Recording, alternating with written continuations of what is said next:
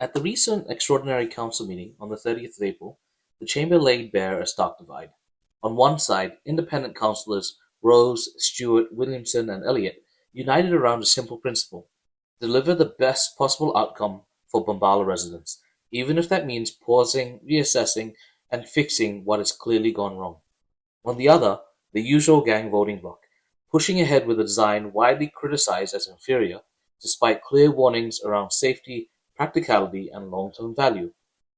From concerns about a major step backwards in design to admissions of a full stuff-up of major proportions and calls for transparency after months of delayed disclosure, the independents are setting the record straight. They argue this isn't just about a pool, it's about trust, accountability, and whether Bombala ends up with something better or something worse than what it had before. Despite strong arguments and a united front, the motion to pursue a better outcome was voted down. Listen closely, because this is where the narrative shifts from what's claimed in parts of the mainstream media to what's actually happening inside the chamber. When you go through the issues of this extra height to that pool, what's been done, unfortunately, is a major step backwards. It's been a mistake, that extra height on the pool. It's going to give a very poor outcome to the community. And I was for not going down this path originally, but after considerable thought, I don't think the community deserves to get a project done and get something delivered to them worse off than it was before we went into it. So there's been mistakes, as we all know, and I don't want to go into the blame game, but it's up to us councillors now to fix this problem up. It's going to cost a bit more money than we thought, but deliver it properly and it'll be there for a lot of years to come. And Mr. Mayor, unfortunately, we have a stuff up of major proportions. I'm going to just call it quite clearly. Councillor Stewart said something similar, but not quite so plainly. But I would remind people that one of our documents, the Community Strategic Plan, states that we need to be open, to have open and transparent leadership that is responsive to the local community.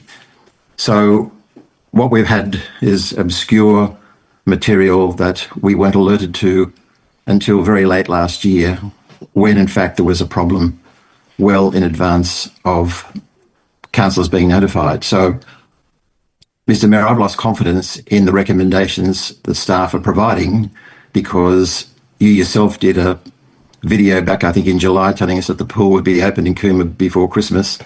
Then, as late as December, we were advised that the pool would be open before Australia Day. And then all of a sudden, there is a complete crisis. And in fact, I just remind councillors that I have noted this at a meeting, that I did check with the CEO to say, is this a crisis? And she said to me at the beginning of February, no, I don't think it's a crisis. But actually, it was a crisis. So what we've got is recommendations that I don't have any confidence in. I don't have any confidence in the budgets outlined. I don't have any confidence in any part of the recommendation, because the best predictor is future performance is past performance. We've had a stuff up here. We've had just very bad advice that we've received along the way, and now we're pretending that somehow these figures are realistic figures, and they've been done perhaps with input from others, but we need a real independent look at this. So I'm sympathetic to what Councillor Rooney has said, that is, what can we afford? The problem is that this project that has gone off track for some time, councillors received very late notification of, and now suddenly it's our problem to fix. I think that Bombala deserves the best quality pool, and if we'd had earlier notification, we could have made that decision. But we weren't notified until recently that, and according to the pool manager, that this is actually got some safety issues with the design that put the water's edge around 400 millimetres below the edge of the pool. Now there's some change to that as well, but I don't have any confidence in that story. I believe this is a generational issue, and that we as a community need to work how we can do this and how we can fund it. And so there was nothing in this motion that projects a fund. We've only got an indicative figure from the manager of the area, and that the indicative figure could be completely out. I'll just remind you I pulled up while I was hearing that information about the North Sydney pool, and this is about 9 months ago. The original pool was involved a 2-year renovation period budgeted at 57 million, and now it's taken 5 years and cost 122 million. So it costs 50% more. It put the local council $56 million in debt, prompting it to consider some popular measures of clawing back cash. So, councillors, we have some really serious issues and decisions to make.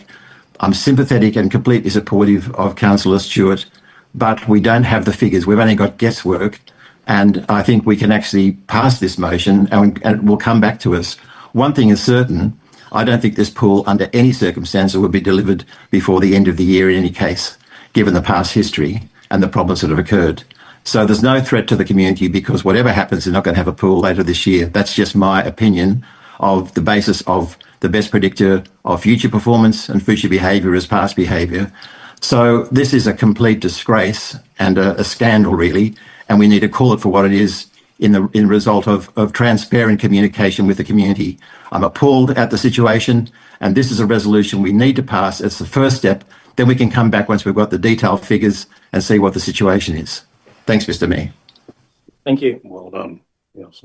Can I just ask one question before I go on? To complete the pool as is, what's our timeline? So you've spoken to the designers, you've spoken to everybody. What is the actual, how many weeks do you need to complete the pool? So both pools have been estimated at Bombala pool.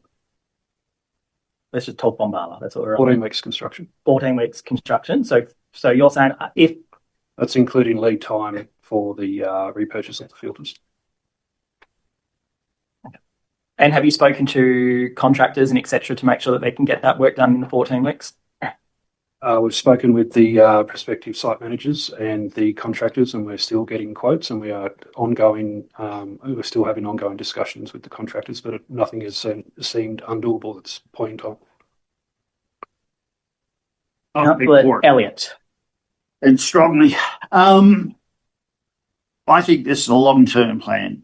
A pool, regardless of what people say, 15, 30 years, things like the Kookaburra pool lasted for 50 plus years. It is long-term. If we miss this summer, we miss it. We missed last summer. I think Jindabyne went 3 years without a pool and kids still learn to swim, etc.